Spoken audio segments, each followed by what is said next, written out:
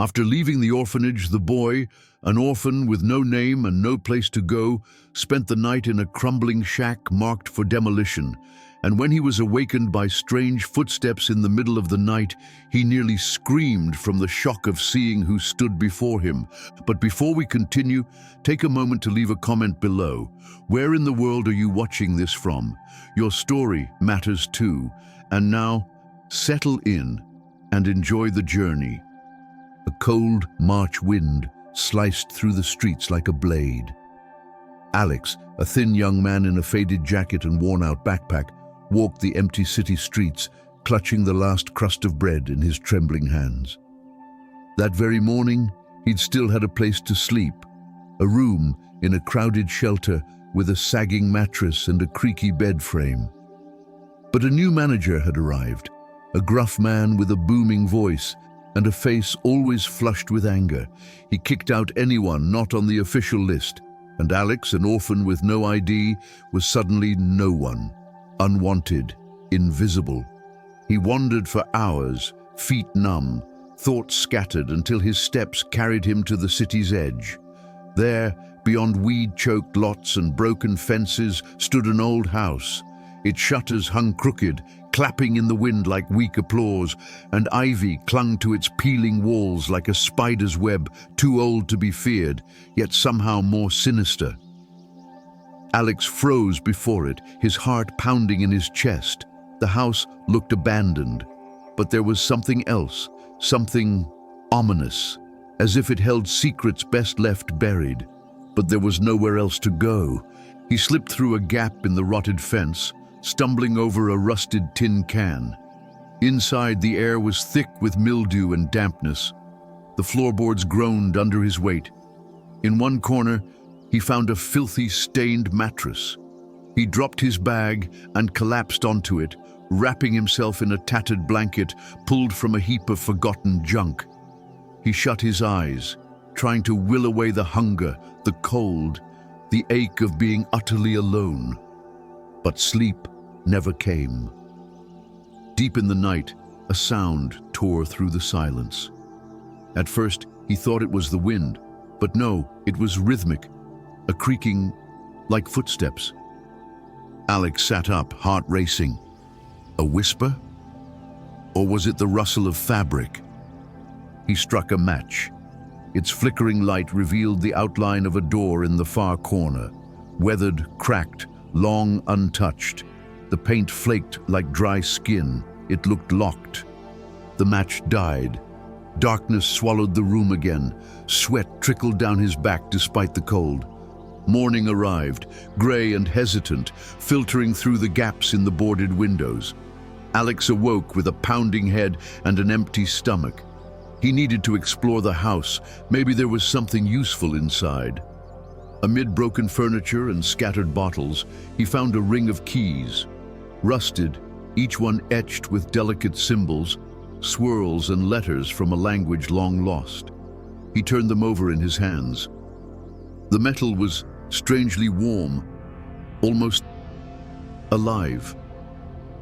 His eyes returned to the door. It called to him like a whisper from beyond.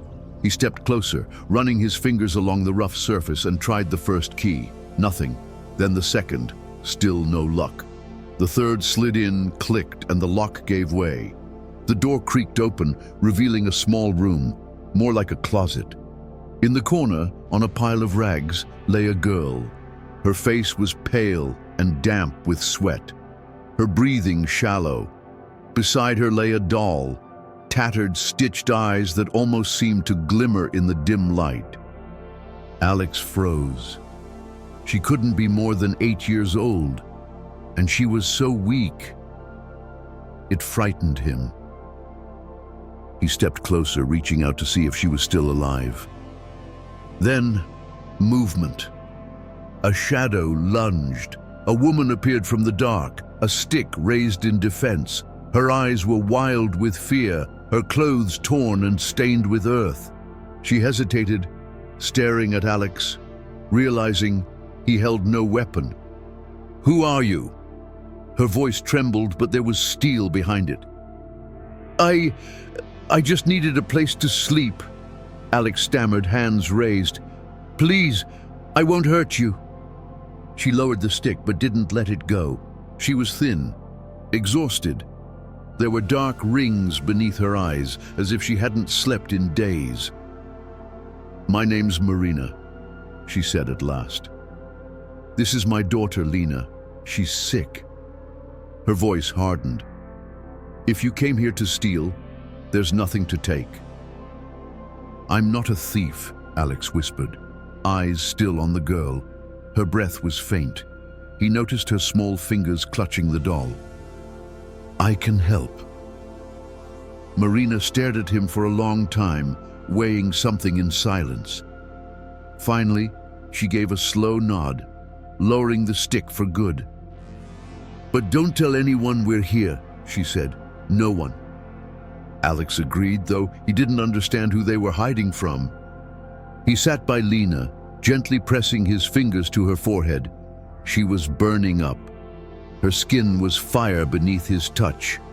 And suddenly he remembered his grandfather, an old man with calloused hands and a voice full of quiet wisdom. He used to teach him about herbs and healing.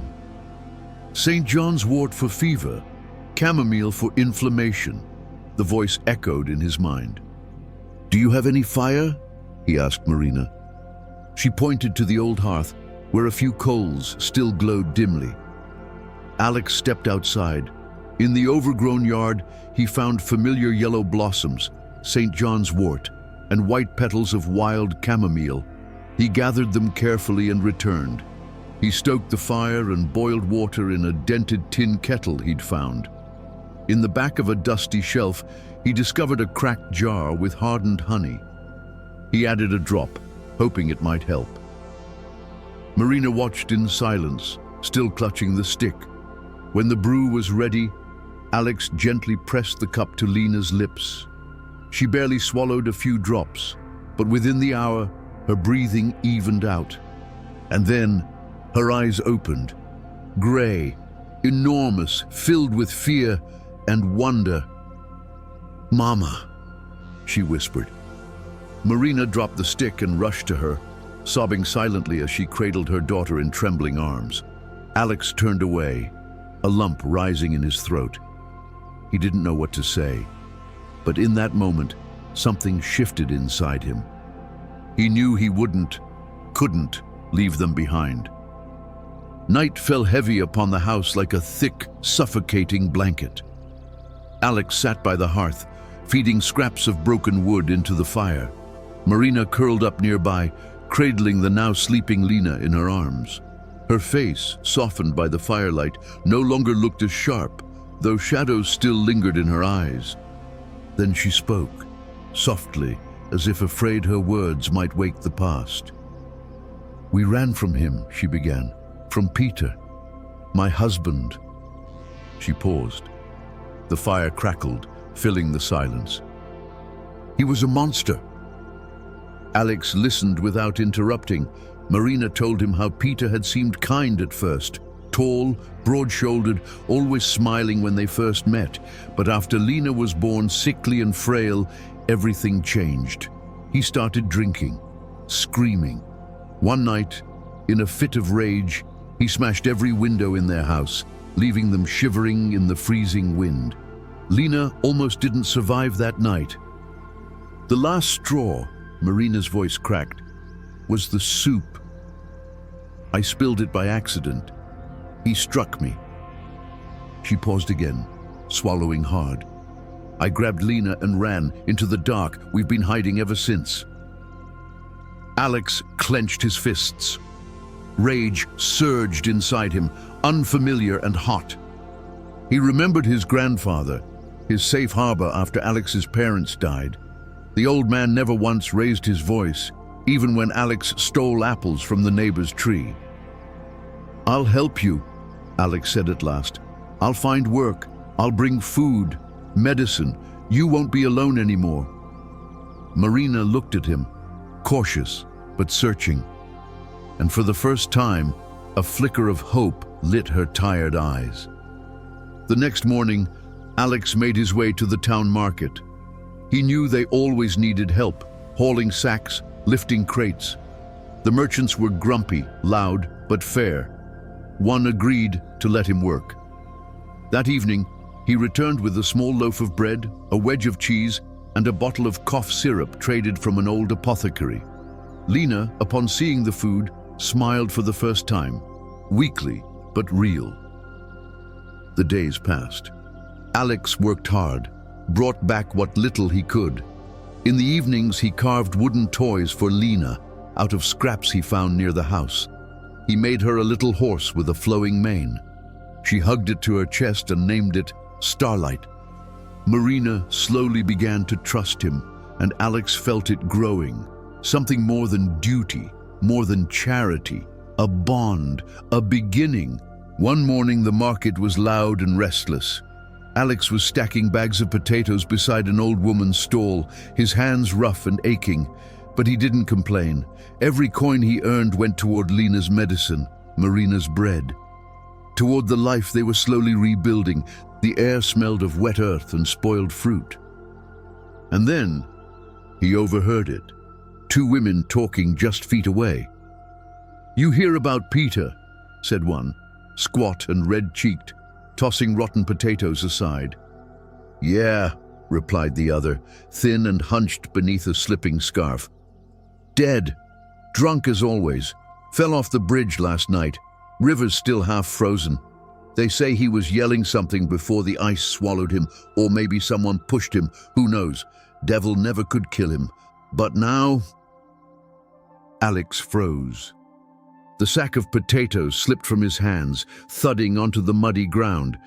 He didn't hear the old woman yelling at him. His heartbeat drowned everything out. Peter.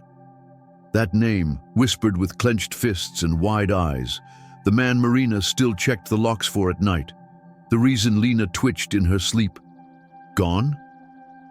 He bolted from the market, his feet pounding over broken roots and muddy stones.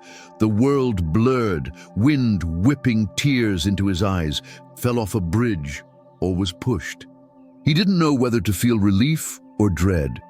The shadow that loomed over their fragile peace had vanished. But what would that mean? For Marina, for Lena.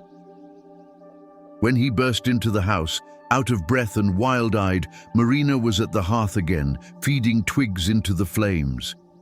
Lena lay nearby, curled under the old blanket, clutching Starlight. Marina looked up, her eyes alert, already sensing something was wrong. "What happened?" she asked, voice tight with fear. Alex crouched beside her, trying to breathe. "Peter," he gasped. "I heard at the market. He's dead. Fell from a bridge. Drunk. The water..." Silence. The fire barely crackled. The house seemed to hold its breath. Marina stared at him, unmoving, her face frozen in a strange mix of fear and something else. Something freer. Alex waited for a scream, a sob, questions, but none came. Instead, she bowed her head and stared at the floor. Her hands trembled in her lap. She clenched them into fists. "Is it true?" she whispered, so quietly Alex almost missed it.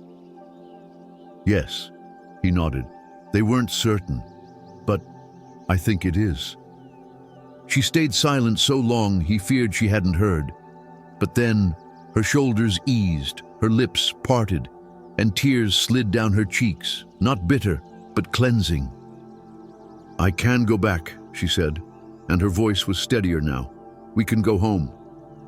Sometimes it takes the end of one life to give birth to another. If this story speaks to you, if you've ever known fear or longed for safety, leave a heart in the comments. And if you're still watching, keep going. There's more." Alex helped them pack. There wasn't much. Marina's worn scarf, Lena's doll with the stitched eyes, a few rags that passed for clothing.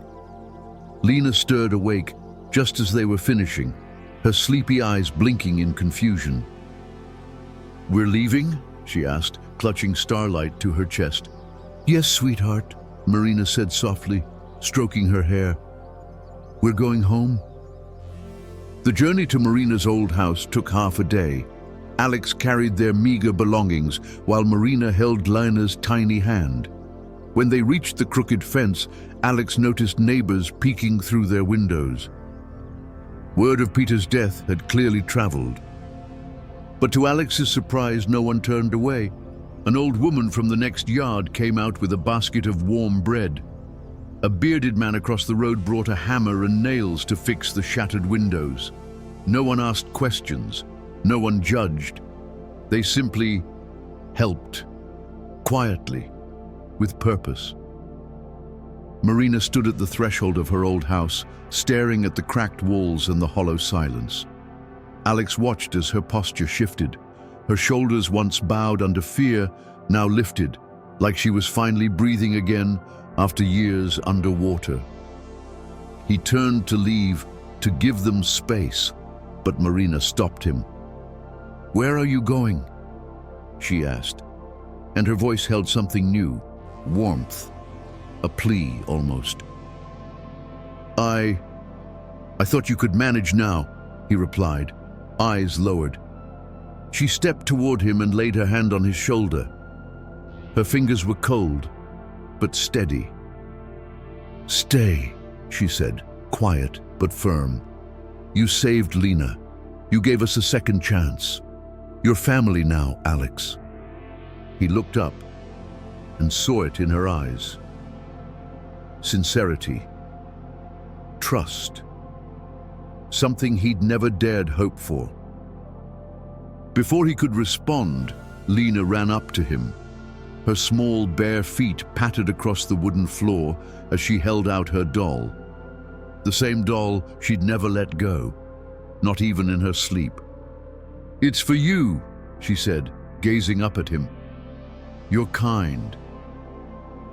Alex took it, hands trembling. The rough fabric, the thread eyes, so simple, yet in that moment it was worth more than anything he'd ever owned. Tears stung his eyes. He turned away, not wanting them to see. But the tears came anyway, hot, cleansing, washing away the loneliness he'd carried all his life. He nodded, unable to speak, and stepped over the threshold, into a home, into a family. A few days later, Alex found work at the local lumber mill. It wasn't just a job, it was exhausting, back-breaking labor. He rose before the sun, when the sky was still gray and the grass soaked in dew. Every day he crossed the quiet village to the river, where machines whirred and saws screamed as fog lifted from the water. He hauled logs, stripped bark, sawed boards until sweat blurred his vision and his hands blistered. The pay was modest but honest, and for the first time in his life, Alex knew he would have bread tomorrow, a roof overhead, a purpose. With his first wages, he bought Lina a pair of warm wool socks. Her little feet were always cold on the wooden floor, and a length of cloth for Marina, so she could sew herself a new dress to replace the one torn from their days in hiding. When he gave them the gifts, Lina clapped her hands in delight, and Marina smiled, truly smiled. A smile that lit her whole face and made Alex feel for a moment like the sun had broken through the clouds. It wasn't just income. It was proof. Proof that he belonged, that he wasn't just surviving anymore. He was building something real. Marina insisted he move in for good. She gave him the small attic room under the slanted roof, cramped, with a single window that looked out over the trees. Alex made it his own. He found an old chest to store his few belongings and built a shelf for books out of leftover wood.